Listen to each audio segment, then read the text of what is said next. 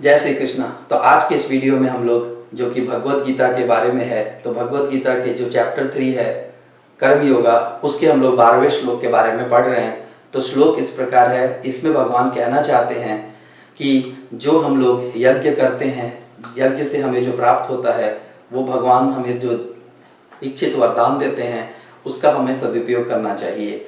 तो श्लोक इस प्रकार है, इष्टान भोगा ही वो देवा दास्यन्ते यज्ञ भाविता तदेन्तान प्रदायो भयो यो भुनक्ते स्तेन एव स। इसमें भगवान ये कहते हैं कि इष्टा का मतलब ये नहीं कि हमें जो इच्छित वरदान मिलता है हमें उसके बारे में सोचना चाहिए। यहाँ पे इष्ट का मतलब है जो देवता लोग हम लोगों को प्रदान करते हैं, जैसे हमें वृक्ष मिलता है, हमें सांस लेने के लिए वायु मिलती है, हमें सूर्य मिलता है, वो हमें इच्छित पदार्थ यहाँ पर नहीं होकर जो हमें मिलता है प्रकृति के तौर पे, हमें उसे ही इष्ट यहाँ पर भगवान कहते हैं। भगवान ये कहते हैं कि हमें कभी भी यज्ञ का मतलब यहाँ पर यज्ञ नहीं है, यज्ञ का मतलब यज्ञ तप भोजन सामग्री और शारीरिक रूप से जो हमें भी आवश्यकता या जरूरत की सामग्री होती है जो हमें देवता लोग प्रदान करते हैं हमारे कर्तव्य कर्म का पालन करने के लिए, और हमारे अधिकार या दूसरे के जो अधिकार हैं उसकी हमें जो रक्षा करनी चाहिए उसके लिए। यहाँ पे भुनकते शब्द से भगवान ये नहीं कहना चाहते हैं कि आपको भोजन करना चाहिए, या सिर्फ एक भोजन शब्द नहीं है।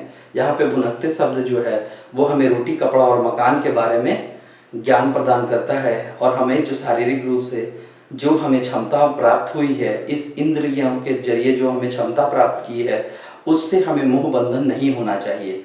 और यहाँ पे एग्जाम्पल के तौर पे लीजिए कि जब आपका जन्म हुआ, आपके माता पिता थे, आपके माता पिता ने आपका जन्म हुआ, जन्म के बाद आपको पढ़ाया लिखाया, ये उनका अधिकार था।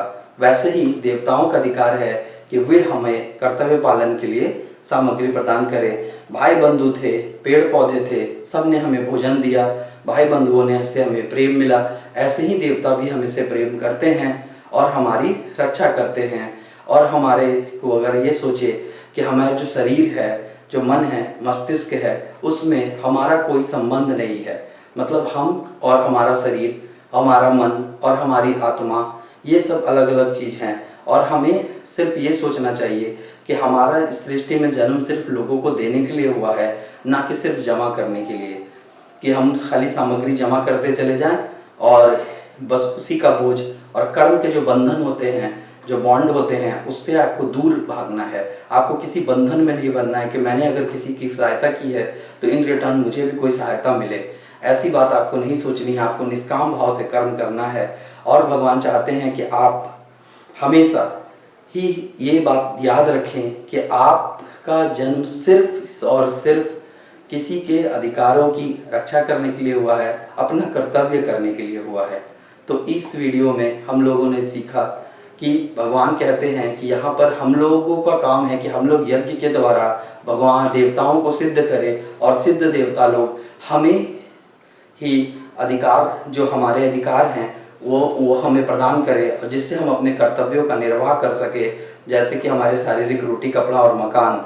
और उसके बाद भगवान कहते हैं कि जो तुमको रोटी कपड़ा और मकान मिला है उससे तुम दूसरों की सहायता करो, अधिक से अधिक जमा करने की कोई ज़रूरत नहीं है, जितनी आवश्यकता हो उतना ही इस्तेमाल करो। तो आज के इस वीडियो में बस इतना ही।